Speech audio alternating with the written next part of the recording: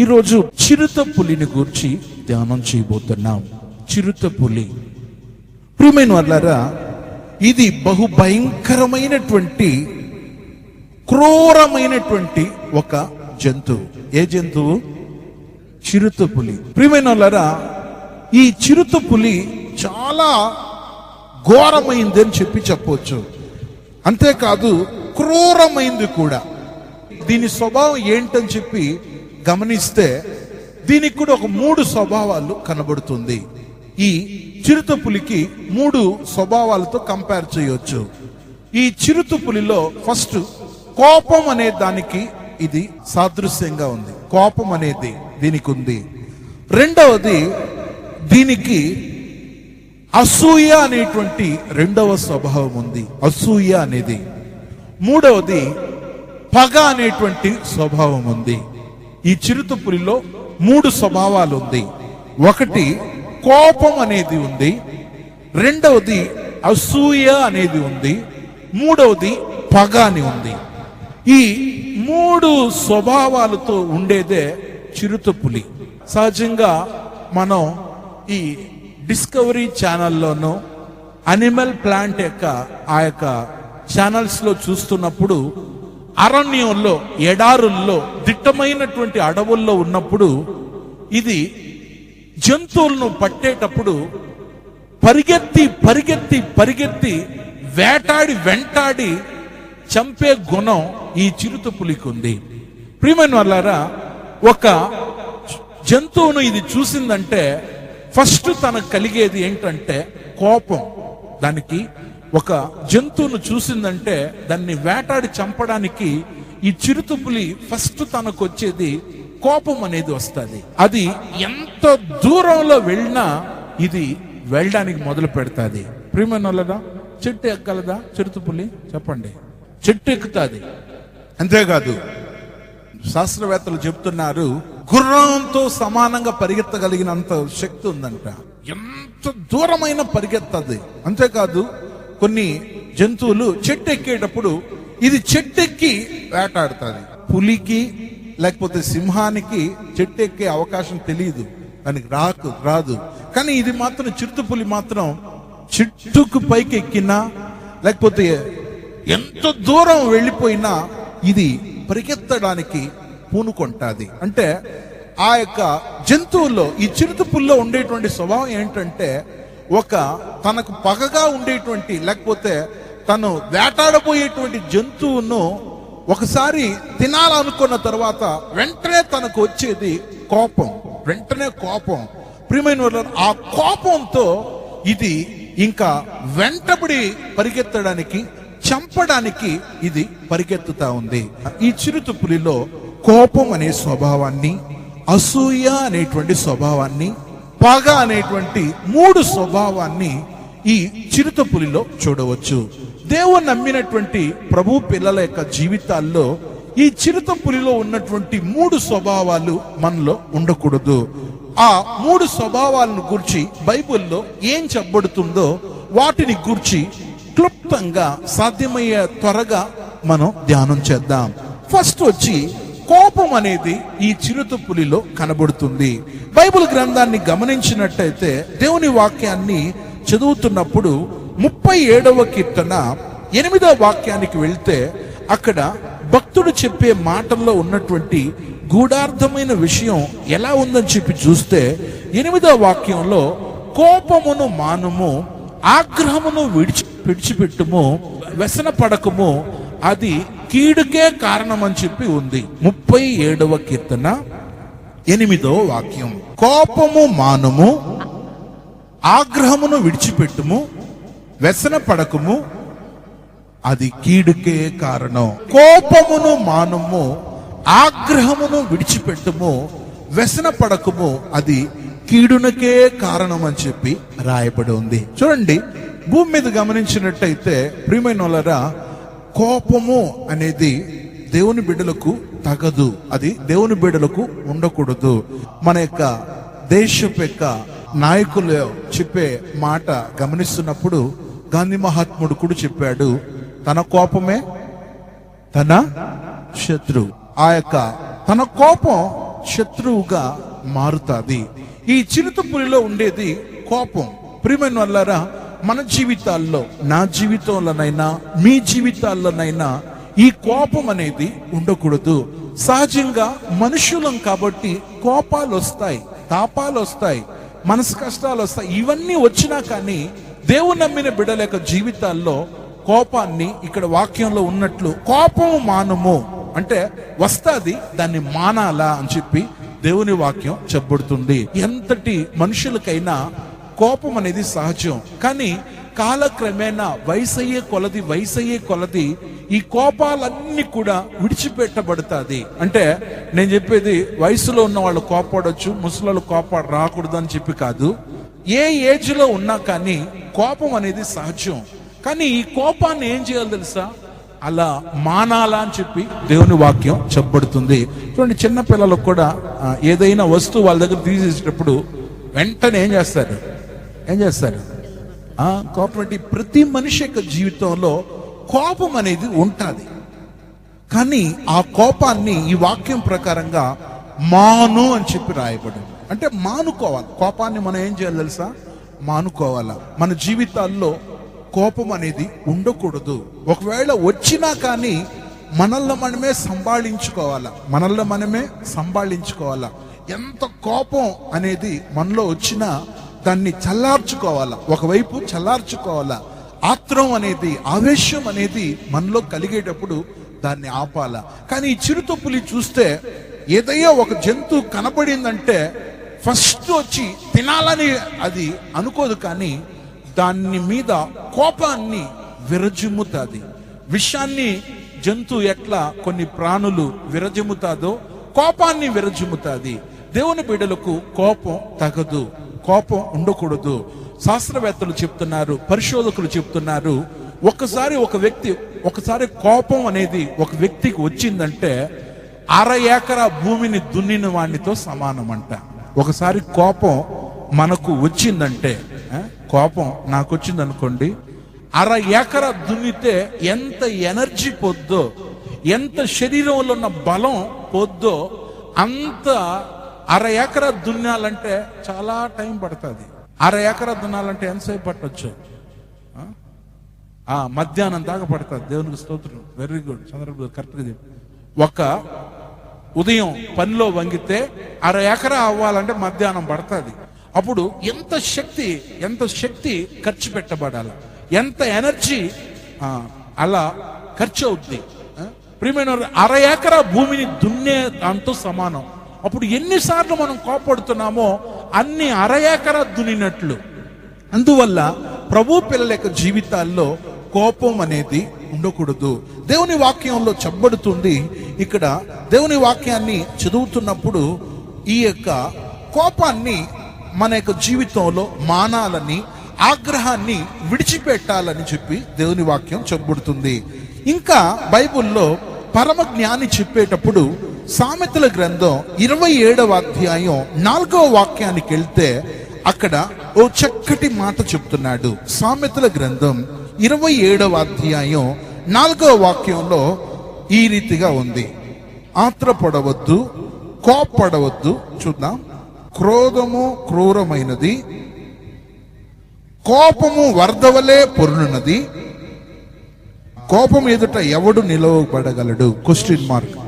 రోషం ఎదుట ఎవడు నిలవగలడు? చూడండి, ఈ వాక్య భాగంలో గమనిస్తున్నప్పుడు దేవుని వాక్యం, దేవుని యొక్క మాట దేవుని పిల్లలమైనటువంటి మనకు ఒక అదృష్టంగా ఇవ్వబడుతుంది. చూడండి, ఈ సామెతలు 27వ అధ్యాయం ఈ 4వ వాక్యం ప్రకారంగా క్రోధమును క్రూరమైనదని, కోపం వరదవలే పొర్లున్నది అని చెప్పి, రోషం ఎదుట ఎవడు నిలవగలడని చెప్పి రాయబడి ఉంది. అంటే కోపం వచ్చి వరదలాగా అది పారుతుందంట. చూడండి, ఎక్కడైనా ఆనకట్టు తెగేటప్పుడు దాన్ని ఆపగలమా? చెప్పండి. ఏదైనా ఆనకట్టు తెగిపోయేటప్పుడు ఆపలేం. ప్రియమైన వాళ్ళట, ఒక మనిషి యొక్క జీవితంలో కోపం కూడా అలాంటిది.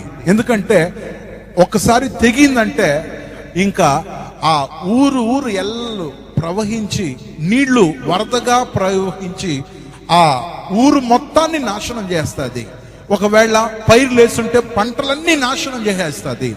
ఇదే విధంగా ఒక వ్యక్తి యొక్క జీవితంలో ఉన్న కోపం అది వరదలాగా ఈ వాక్యంలో చెప్పబడుతున్న విధంగా గమనిస్తే అది వరద వలె పొర్లున్నది అని చెప్పి రాయబడి ఉంది. అంటే అన్నిటి ముంచేస్తుంది. అందువల్ల అన్నిటిని ముంచేస్తుంది. కాబట్టి దేవుని బిడ్డల యొక్క జీవితాల్లో కోపం అనేది ఉండకూడదు. ఈ చిరుతపులిలో గమనిస్తే తనలో ఉన్న స్వభావం కోపం అనే స్వభావము.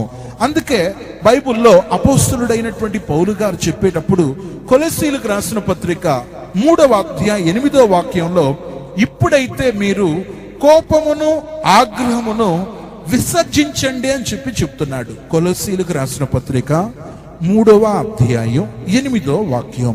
కొలస్సీలకు రాసిన పత్రిక 3వ అధ్యాయం 8వ వాక్యం. ఇప్పుడైతే మీరు కోపము ఆగ్రహము దుష్టత్వము దూషణ మీ నోట బూతులు అని వీటన్నిటిని విసర్జించుడి. దేవునికి స్తోత్రం. చూడండి, ఇక్కడ ఒక పట్టికను ఇస్తున్నారు పౌలు గారు. వాటిలో ఫస్ట్ చెప్పేటప్పుడు ఇప్పుడైతే మీరు కోపమును అని చెప్పి చెప్తున్నాడు.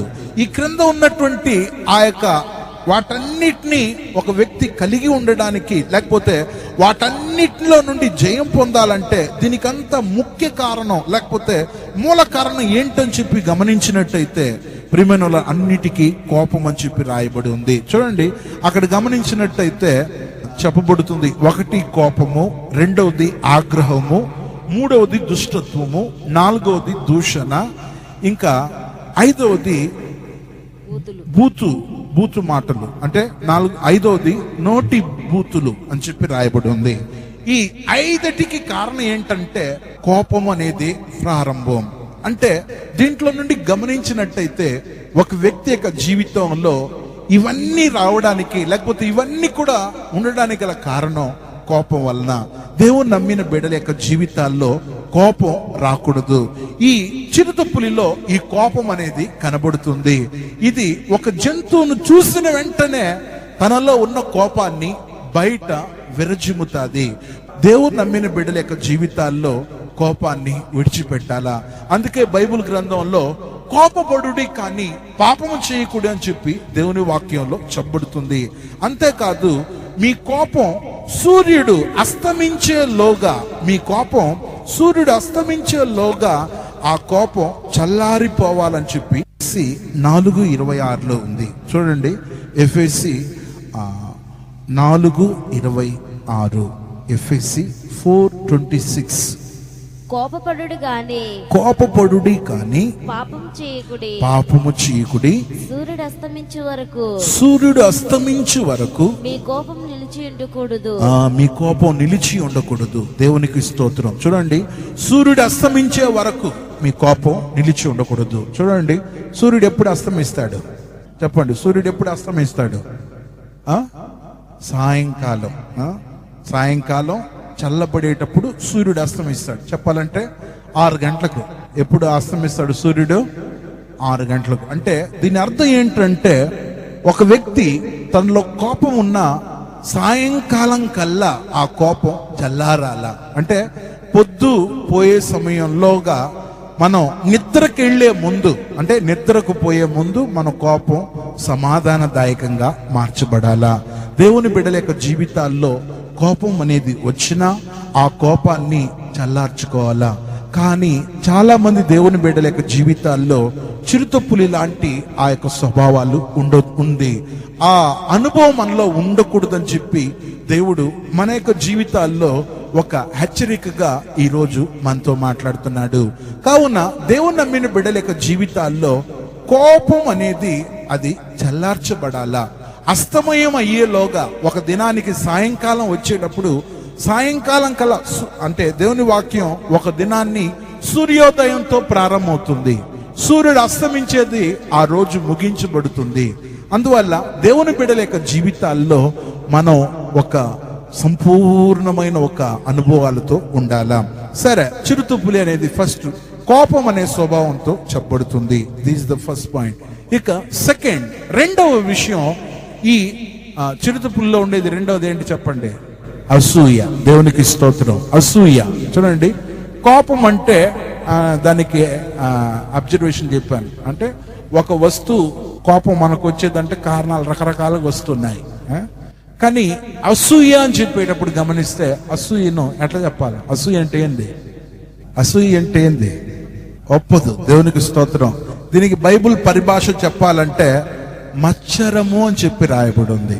అసూయకు బైబిల్ ఇచ్చే మరొక పేరు ఏంటంటే మత్సరము అని చెప్పి ఉంది. చూద్దాం ఆ వాక్యాన్ని. దేవుని వాక్యంలో గమనిస్తే దేవుని వాక్యం ఈ రీతిగా చెప్పబడుతుంది. సామెతల గ్రంథం 14వ అధ్యాయం 30వ వాక్యానికి వెళ్తే అక్కడ ఈ అసూయకు ఉండేటువంటి ఇంకొక ఒరిజినల్ నేమ్ ఇలా రాయబడి ఉంది. ఒకసారి చూద్దామా?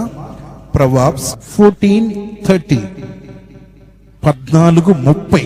సాత్వికమైన మనసు శరీరమునకు జీవము, సాత్వికమైన మనసు శరీరమునకు జీవము, మత్సరము ఎముకలకు కుళ్ళు, మత్సరము ఎముకలకు కుళ్ళు. చూడండి, సరే, ఇప్పుడు సామెతలు 14:30 వాక్యంలో ఏముంది చెప్పండి?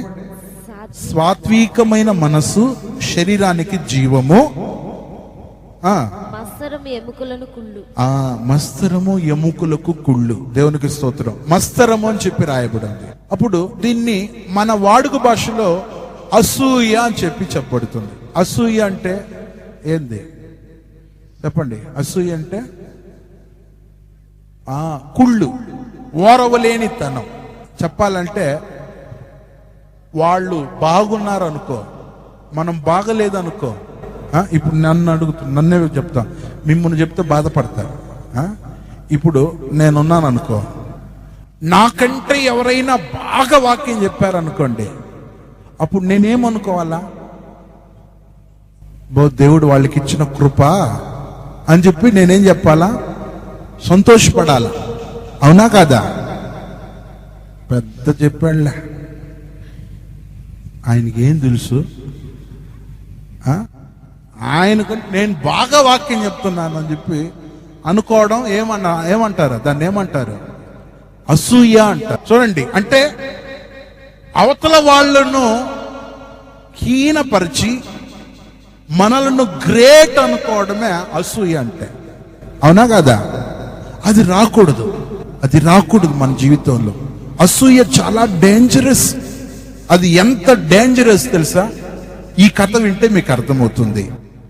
ఆకాశంలో ఒకరోజు గద్ద ఎగురుతా ఉండింది. ఏం ఎగురుతా ఉండింది? గద్ద. ఈ గద్ద ఎగురుతుంటే ఆ గద్దకు ఇంకో కొంచెం ఎత్తులో ఇంకో గద్ద ఎగురుతా ఉండింది.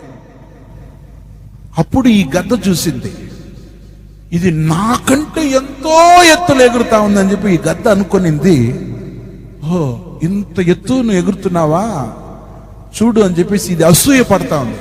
నాకంటే ఇంత ఎత్తులో ఉంది కదా అని చెప్పేసి అది ఏమనుకుని తెలుసా? ఒక వేటగాని దగ్గరికి వెళ్ళింది. ఏదే పైన ఎగిరే గద్ద ఏమో ఎగురుతానే ఉంది, కొంచెం కింద ఎగిరే గద్ద చూసింది, ఇంత ఎత్తులు ఎగురుతుంది, నాకంటే ఎక్కువ పెద్దగా ఉందని చెప్పేసి ఇది ఏం చేసింది తెలుసా? వేటగాని దగ్గరికి వెళ్ళింది. వేటగాన్ని చూసి చెప్పింది, వేటగాడ, ఆ ఎత్తులు ఎగిరే గద్దను కొట్టగలవా నువ్వు అని అడిగింది. వేటగాడు ఏం చెప్పాడు తెలుసా? కొట్టగలను, కానీ నా బాణానికి కొన్ని ఈకలు కావాలా అన్నాడు. ఏం చెప్పాడు? నా బాణానికి అంత ఎత్తులో ఉంది కదా, కొట్టాలంటే నా బాణం అంత స్పీడ్గా దూసుకొని పోదు, కొన్ని ఈకలు కావాలన్నాడు. ఈకలు అంటే ఏందే తెలుసు కదా? ఆ యొక్క పక్షి యొక్క రెక్కల్లో ఉండేది ఈకలు కావాలా అని చెప్పే లోపలే అప్పుడు ఈ గద్ద ఏం చెప్పింది తెలుసా? సరే నాది ఇస్తానని చెప్పేసి కొన్ని పీకి ఆ వేటగాని దగ్గరికి ఇచ్చింది. పాపం వేటగాడు ఏం చేశాడు తెలుసా? ఆ బాణానికి ఈకలను కూడా కట్టాడు, కట్టి ఇసిరి కొట్టాడు. కొడితే ఆ బాణం దానికి తగల్లే. దేనికే చెప్పండి? దేనికే? పైన ఎగిరే దానికి తగలలేదు. అప్పుడు ఈ వేటగాడు చెప్పాడు, ఈ ఈకలు చాలలేదు అని చెప్తే అప్పుడు ఈ గద్ద ఏం చేసింది తెలుసా? ఇంకొన్ని ఇస్తానని చెప్పేసి మరికొన్ని పీకి ఇచ్చింది, ఇంకా పీకి ఇచ్చింది.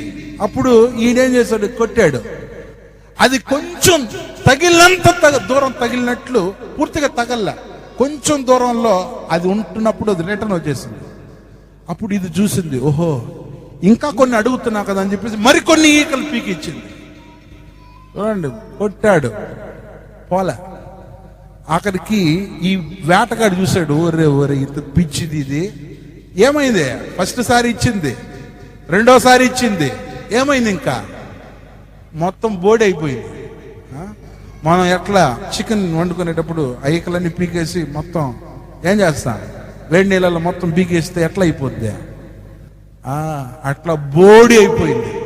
దేవునికి స్తోత్రం. వేటగాడు చూశాడు, ఓహో ఇంత పిచ్చి, ఇంత అసూయ నీకు, అంత ఎత్తులు ఎగిరే దాన్ని చూసి నువ్వు దాన్ని కొట్టమన్నావా అని చెప్పేసి దాన్ని చక్కగా తీసుకెళ్ళి వండుకొని కమ్మగా తిన్నాడు. చూసారా అసూయ వలన ఎంత నష్టం? చూసారా?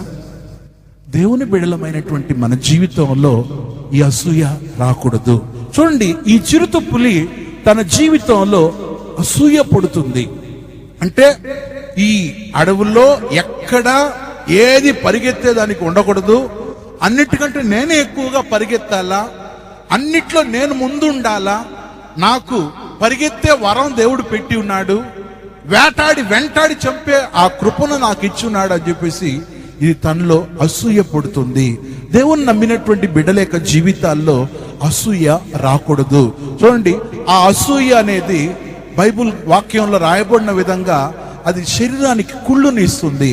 అందుకే బైబుల్ చదివితే యోబు గ్రంథం 5వ అధ్యాయం 2వ వాక్యాన్ని చదివితే బుద్ధి లేని వారు అసూయ వలన చచ్చెదరు అని చెప్పి రాయబడి ఉంది. చూద్దాం, యోబు గ్రంథం 5వ అధ్యాయం 2వ వాక్యం. యోబు గ్రంథం 5వ అధ్యాయం 2వ వాక్యం. దౌర్భాగ్యమును గురించి ఏడ్చుట వలన బుద్ధి లేని వారు అసూయ వలన చచ్చెదరు. చూడండి, ఈ వాక్యంలో యోబు గ్రంథం 5వ అధ్యాయం ఈ 2వ వాక్యం ప్రకారంగా గమనించినట్టయితే దౌర్భాగ్యమును గూర్చి ఏడ్చుట వలన మూఢులు నశించెదరు, బుద్ధి లేని వారు అసూయ వలన చచ్చెదరు. దేవునికి స్తోత్రం. చూడండి, ఆ ఎగిరే గద్దను చూసిన ఆ గద్దకు అసూయే కదా, చచ్చిందా లేదా? చచ్చింది. దేవునికి స్తోత్రం. దేవుని వాక్యం అక్షరార్థంగా నెరవేరింది. అంటే మన జీవితంలో మనం అసూయ పడకూడదు. మనం మనకంటే బాగా పాడినా, మనకంటే వాక్యం బాగా చెప్పినా, ఇంకా మనకుండేది మామూలు ఇల్లు కానీ వాళ్ళకు మంచి ఇల్లు ఉన్నా మనం సంతోషపడాలి, కానీ మనం దాన్ని అసూయగా మనం భావించకూడదు. బైబిల్ గ్రంథంలో చాలా మంది అసూయపడి ఎన్నో నష్టాలను కొని తెచ్చుకున్నారు. కానీ దేవుని బిడ్డల యొక్క జీవితాల్లో అసూయ ఉండకూడదు. అసూయ అనేది కూడా చాలా ఘోరమైనటువంటిది. అందువల్ల ఈ వాక్యంలో రాయబడి ఉంది, బుద్ధి లేని వారు అసూయ వలన చచ్చెదరు అని చెప్పి రాయబడి ఉంది. కానీ ఈ చిరుతపుల్లో మాత్రం అసూయ అనేది ఉంది. మన జీవితంలో ఈ అనుభవము ఉండకూడదు. ప్రియమైన వాళ్ళారా, టైం అవుతుంది కాబట్టి నేను 3వ విషయానికి వెళ్తున్నాను. 3వది, ఈ చిరుతపులిలో ఉండేటువంటి స్వభావం ఏంటంటే పగ. దేవుని నామానికి స్తోత్రం. ఇది ఒకసారి తన జీవితంలో కంకణం కట్టుకునిందంటే, పగ పెట్టిందంటే ఆ పగ తెంచే వరకు ఆగదు. ప్రియమైన వాళ్ళారా, చూడండి, ఈ పగ దేవుని బిడ్డలకు తగదు. చాలా మంది యొక్క జీవితాల్లో పగతోనే తమ యొక్క జీవితాలను ముగించుకుంటున్నారు. ప్రియమైన వాళ్ళారా, పగ అనేది ఎలాంటిదంటే, నన్ను అడిగితే నేను దానికి అబ్జర్వేషన్ ఇచ్చేది ఏంటంటే పొగ లాంటిది. పగ అనేది ఏంటిది? పొగ లాంటిది. చూడండి, పొగ ఒకసారి వచ్చిందంటే అది ఇంకా ఆల్పలేం. అది అలుముకొని అలుముకొని అలుముకొని అలుముకొని అలుముకొని అలుముకొని అట్లా వెళ్ళిపోతా ఉంటది, స్ప్రెడ్ అయిపోతా ఉంటది. దేవుని బిడ్డల యొక్క జీవితంలో పగ అనేది రాకూడదు. బైబిల్ గ్రంథంలో గమనించినట్టయితే పగ అనేది అది మనసులోనికి చొరబడిందంటే, హృదయంలోనికి వచ్చిందంటే ఇంకా అది పూర్తయ్యే వరకు ఇంకా ఆగదది. ప్రియమైన వలన ఈరోజు ఫ్యాక్షనిజం రావడానికి గల కారణం ఏంటంటే పగ అనేది వాళ్ళల్లో ఉండటం వలన. ఈరోజు భూమి మీద చూడండి, ఎక్కడైనా ఎప్పుడైనా ఒక అధికారి లేకపోతే ఒక వ్యక్తి మరో వ్యక్తి మీద ఒక మనసులో అలా అదే థాట్లో ఉన్నాడంటే ఆ వ్యక్తి పగ పెట్టేస్తాడు, పగపడుతున్నాడు. ఈరోజు ఈ పగ అనేది రావడం కూడా ఈ చిరుతపులికి ఉండే స్వభావం లాంటిది. సహజంగా మనం అనుకుంటున్నా నాగుపాము పగపడుతుంది అని చెప్పి, ప్రియమైన వాళ్ళారా వాస్తవం. కానీ దాని తరువాత పగ దేనికి ఎక్కువగా ఉందంటే ఈ చిరుతపులికి. ప్రియమైన వాళ్ళారా, ఒకసారి అది తన మనసులో ఫిక్స్ అయిందంటే, తన మనసులో అనుకునిందంటే, అది టార్గెట్ పూర్తయ్యే వరకు ఇంకా వెంటాడుతూ ఉంటుంది. బైబిల్ గ్రంథంలో గమనించినట్టయితే కయ్యను యొక్క జీవితంలో పగ ఉండింది. బైబిల్లో ఇలా ఉంది, కయ్యను ఎందుకు తన తమ్ముడిని చంపాను అని చెప్పి రాయబడి ఉందంటే, తన క్రియలు చెడ్డవి కానీ తన సహోదరి క్రియలు మంచివి, అందువల్ల ఆ వ్యక్తి తన తమ్ముని చంపాడని చెప్పి బైబిల్లో ఉంది. ఒకసారి చూద్దాం. బైబిల్లో ఆది కాండంలో మనం చదువుతున్నప్పుడు వాళ్ళు ఒకరోజు పొలంలో ఉన్నారంట. పొలంలో ఉంటున్నప్పుడు జరిగిందేంటో తెలుసా? దేవుని వాక్యంలో రాయబడి ఉంది. ఆ యొక్క దేవుని వాక్యంలో ఈ రీతిగా చెప్పబడుతుంది. చూద్దాం. ఆది కాండం ఒకసారి 4వ అధ్యాయం ఒకసారి 8వ వాక్యం. ఆది కాండం 4:8. కయ్యూను తన తమ్ముడైన హేబేలుతో మాట్లాడెను.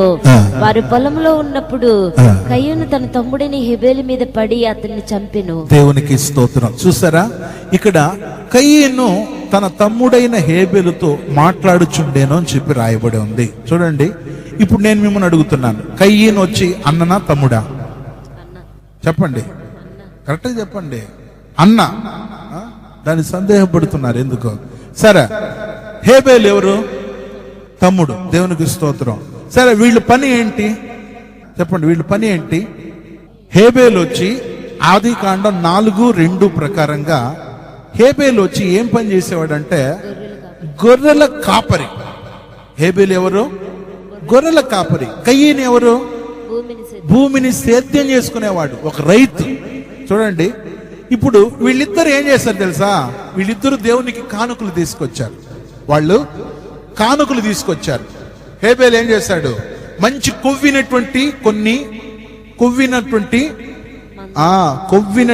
గొర్రెలను తీసుకొచ్చి దేవునికి బలి అర్పించాడు.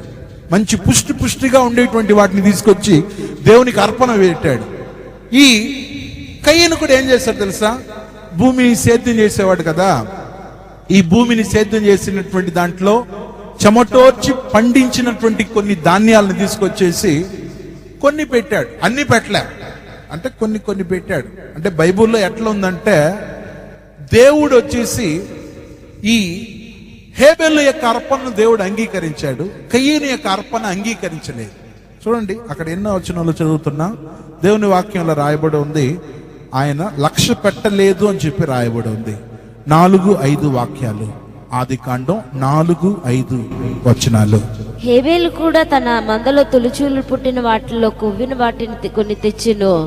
అయితే హేబేలును అతని అర్పణను లక్ష్య పెట్టెను, కయ్యూనును అతని అర్పణలు ఆయన లక్ష్య పెట్టలేదు. దేవునికి స్తోత్రం. చూసారా, ఇక్కడ గమనించినట్టయితే దేవుడు వచ్చేసి ఎవరిది అంగీకరించాడు, ఎవరిది అంగీకరించలేదు? చెప్పండి.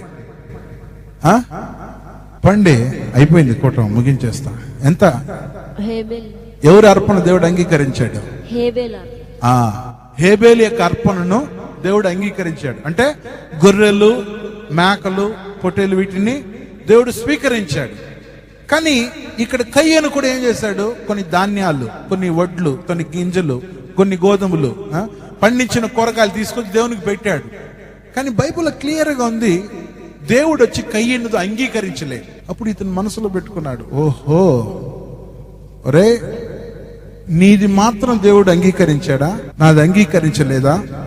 బైబిల్ వాక్యంలో చెప్పబడుతుంది, దేవుని వాక్యంలో రాయబడి ఉంది, నా ఎంగిలి పాలు తాగినటువంటి నువ్వు, నీది దేవుడు అంగీకరించాడు, నేను నీకు పెద్ద, నువ్వు నీది దేవుడు అంగీకరించాడు, నాది అంగీకరించలేదని చెప్పేసి ఈ వ్యక్తి మీద పగబెట్టాడు. ప్రియమైనోళ్ళరా, ఆ రోజే జరగలేదు, కొన్ని రోజులు అయిపోయింది. దేవుడు ఇతను అంగీకరించాడా?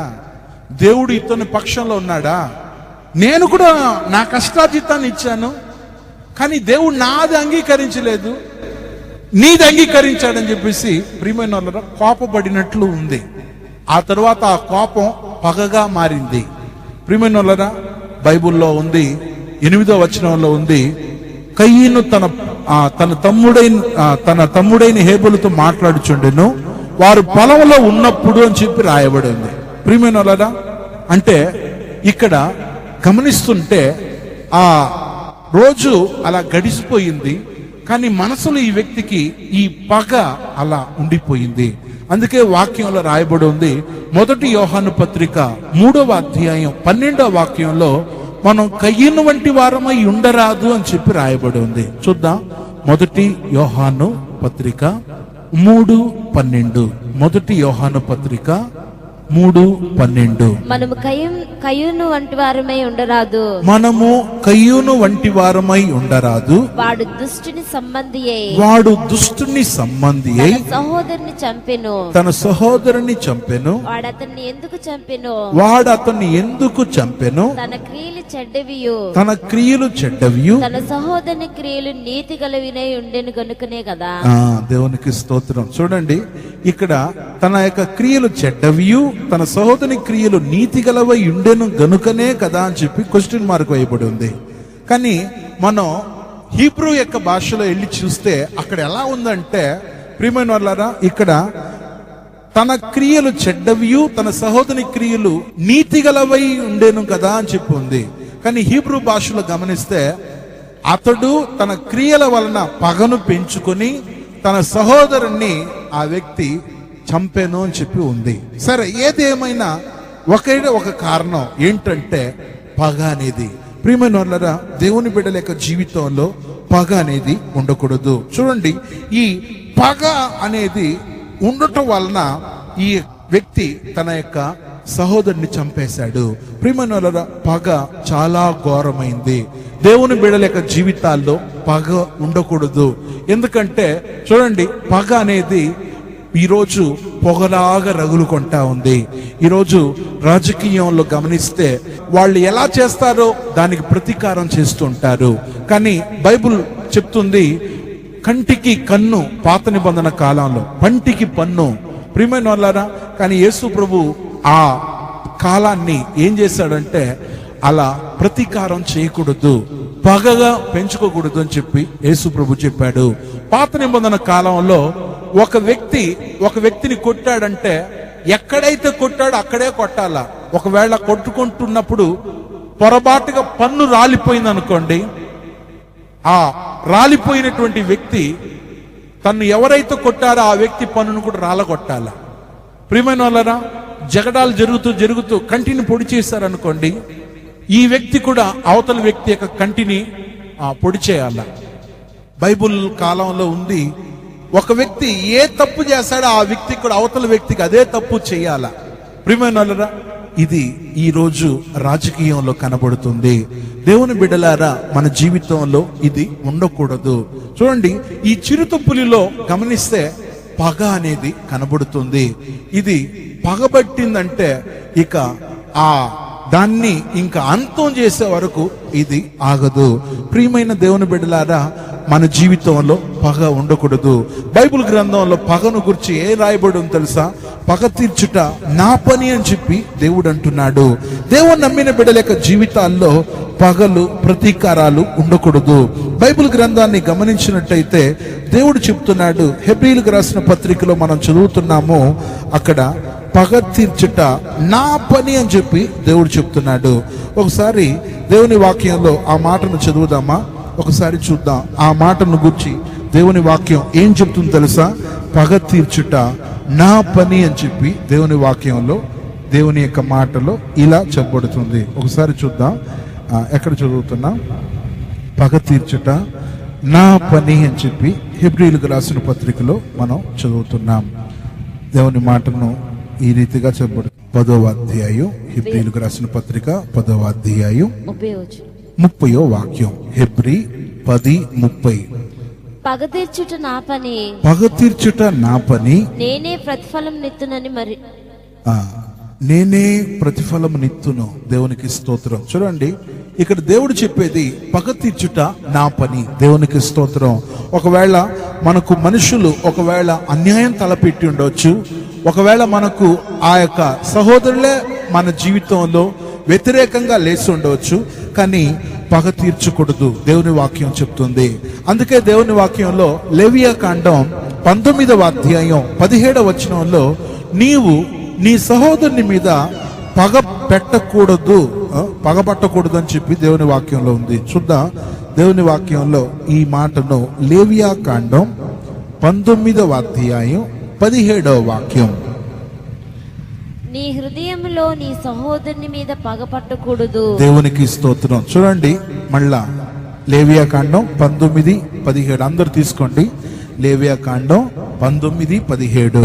నీ హృదయంలో నీ సహోదరుని మీద పగపట్టకూడదు. దేవునికి స్తోత్రం. చూడండి, నీ హృదయంలో నీ సహోదరుని మీద పగ ఏం చేయకూడదంట? పగ పట్టకూడదు. దేవునికి స్తోత్రం. చూడండి, ఈ పగ ఎందుకు పగ పట్టకూడదు అని చెప్పి ఉందంటే, సామెతల గ్రంథం 10వ అధ్యాయం 12వ వాక్యంలో పగ కలహమును రేపును అని చెప్పి ఉంది.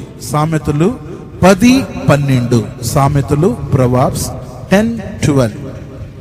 పగ కలహమును రేపును, పగ కలహమును రేపును, ప్రేమ దోషములన్నిటినీ కప్పును. దేవునికి స్తోత్రం. చూడండి, దేవుని వాక్యం చెప్పబడుతున్న విధంగా గమనిస్తే పగ కలహాన్ని రేపుతాది. దేవుని నామానికి స్తోత్రం. దేవుని బిడ్డల యొక్క జీవితాల్లో ఈ పగ లేనివారుగా ఉండాలా. చూడండి, ఈ పగ అనేది కలహాన్ని రేపుతాది. కలహం అనేది గొడవలను ఇంకా అనేక విధమైనటువంటి అసమాధానకరమైనటువంటి కార్యాలను చూపిస్తుంది. దేవుని నమ్మిన బిడ్డల యొక్క జీవితాల్లో ఈ పగ లేనివారుగా ఉండాలని దేవుడు కోరుతున్నాడు. అందుకే దేవుని వాక్యంలో కూడా మనం చదువుతున్నప్పుడు సమూయేలు గ్రంథంలో అనుకుంటున్నాను, 2వ సమూయేలు గ్రంథం 22వ అధ్యాయంలో చదువుతున్నప్పుడు అక్కడ దేవాతి దేవుడు ఒక మాట ఈ రీతిగా రాసి ఉంచి ఉన్నాడు. ఒకసారి 2వ సమూయేలు గ్రంథం 22వ అధ్యాయం 48వ వాక్యానికి వెళ్తే అక్కడ ఈ మాట రాయబడి ఉంది. 48. 2వ సమూయేలు 22:48. ఆయన నా నిమిత్తం ప్రతిదండన చేయి దేవుడు, ఆయన నా నిమిత్తము పగ తీర్చు దేవుడు. దేవునికి స్తోత్రం. చూడండి, ఆయన నా నామము నిమిత్తం ప్రతిదండన చేయి దేవుడు, ఆయన నా నిమిత్తం పగ తీర్చు దేవుడు. దేవునికి స్తోత్రం.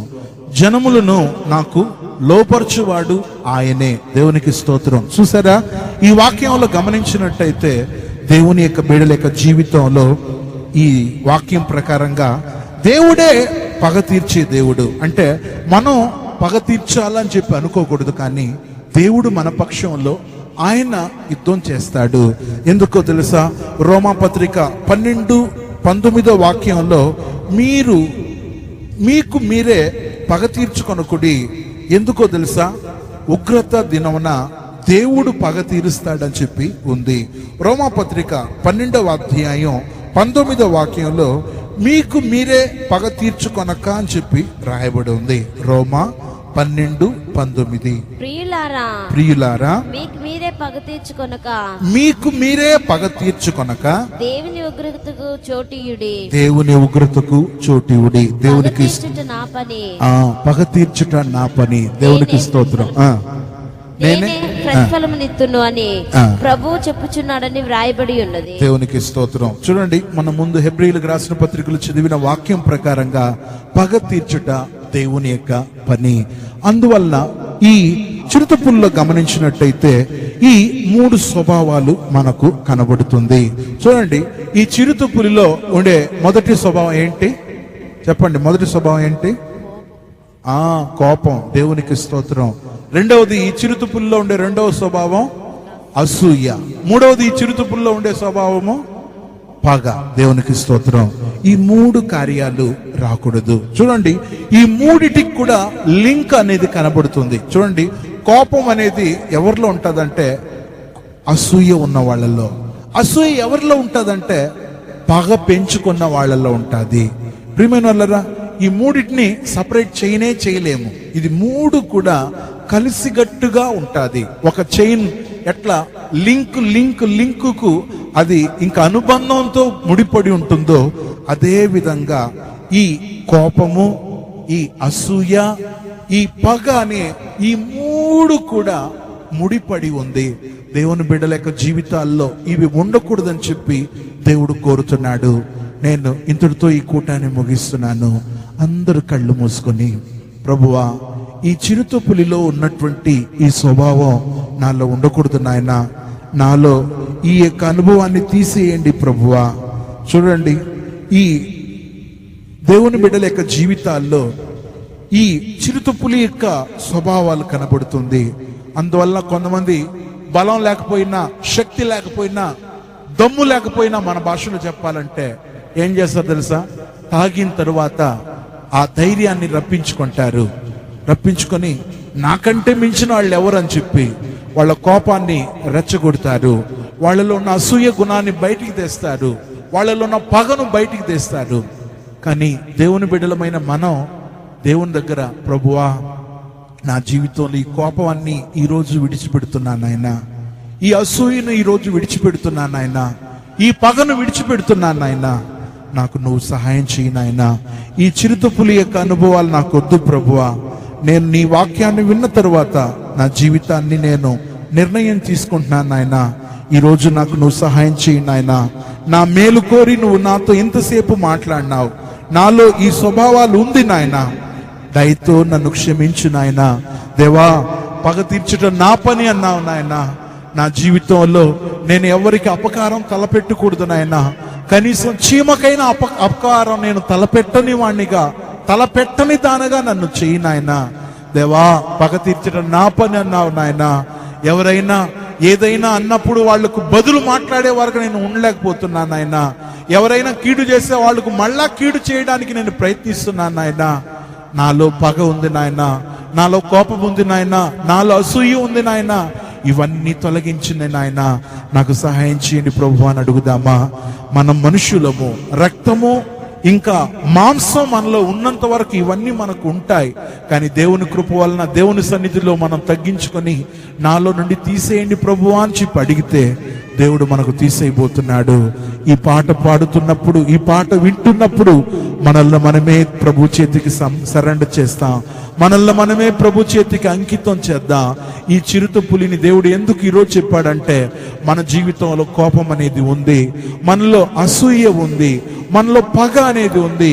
ఈ మూడు కార్యాలు మనలోండి తొలగించడానికి దేవుడు ఈ సమయంలో ఒక అభిషేకాన్ని మన మీదకు పంపుతున్నాడు. హల్లెలూయా, స్తోత్రం.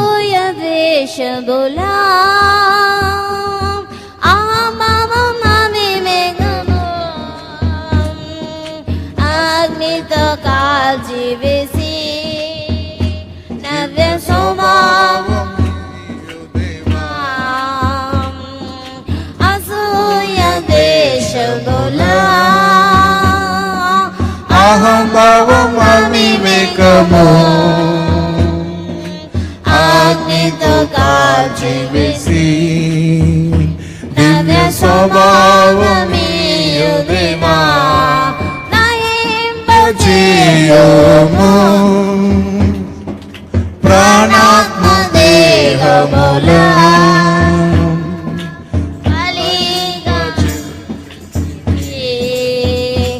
అగ్ని జ్వాలగా మార్చుదేవా చేయము ప్రాణాత్మ దేహములా పెంచితివి అగ్ని జ్వాలగా మార్చుదేవా అసూయ ద్వేషములా అహంభావం అవివేకము అగ్నితో కాల్చి వేసి నవ్య స్వభావమీయుదేవా అసూయ దేశములా అహంభావం అవివేకము అగ్నితో కాల్చి వేసి స్వభావమీయు దేవా. ఆమేన్. ప్రతి ఒక్కరిలో నాయనా ఈ పనిని మీరు జరిగించమని కోరుకుంటున్నాను దేవా. హల్లెలూయా. దహింపచేయండి నాయనా, దహింపచేయండి నాయనా, దహింపచేయండి నాయనా, దహింపచేయండి ఫాదర్. హల్లెలూయా, హల్లెలూయా, హల్లెలూయా, హల్లెలూయా. శబన రిబకబతుబబకబ. హల్లెలూయా. నీకు స్తోత్రం నాయనా, నీకు స్తోత్రం తండ్రి, నీకు స్తోత్రం నాయనా. హల్లెలూయా, హల్లెలూయా, హల్లెలూయా, హల్లెలూయా, హల్లెలూయా. నీకు స్తోత్రం, నీకు స్తోత్రం. హల్లెలూయా, హల్లెలూయా, హల్లెలూయా. ఓ ఫాదర్ శబన. హల్లెలూయా, హల్లెలూయా, హల్లెలూయా. ఆమేన్. నీకు స్తోత్రం, నీకు స్తోత్రం, నీకు స్తోత్రం, నీకు స్తోత్రం, నీకు స్తోత్రం దేవా, దేవా. నీకు స్తోత్రం నాయనా. హల్లెలూయా.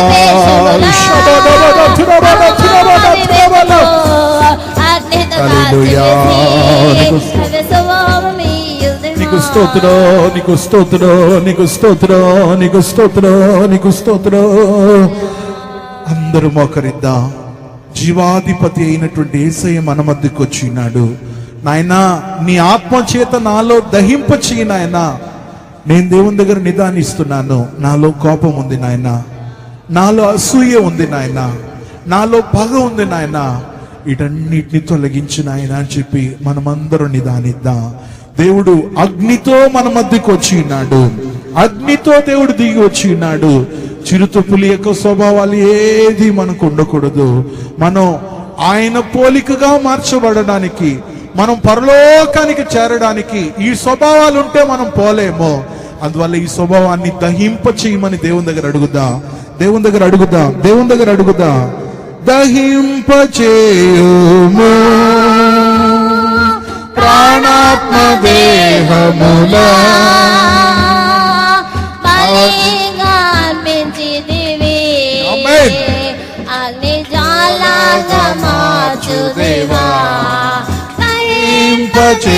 అందరూ అందరూ అడుగుదాం, అందరూ దేవుని అడుగుదాం. దేవుని యొక్క అభిషేకం పొందుకునే వెళ్ళబోతున్నాం. హల్లెలూయా.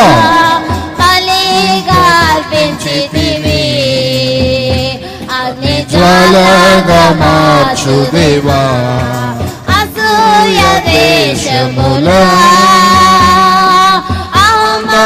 అవివేకము అగ్నితో కాల్చివేసి నవ్య స్వభావమీయు దేవా. అసూయ దేశములా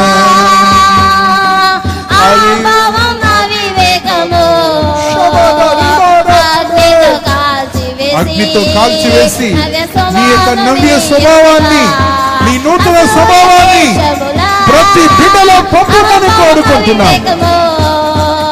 అగ్నితో కాల్చివేసి నవ్య స్వభావమీయు దేవా. అసూయ దేశములా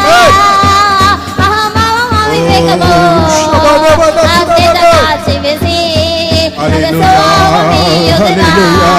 అసూయ దేశములా హల్లెలూయా, హల్లెలూయా, హల్లెలూయా. నీకు స్తోత్రం, నీకు స్తోత్రం, నీకు స్తోత్రం నాయనా, నీకు స్తోత్రం, నీకు స్తోత్రం నాయనా.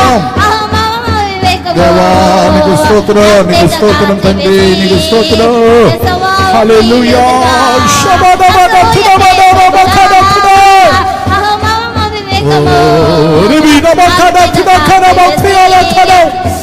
హల్లెలూయా. నీకు స్తోత్రం తండ్రి.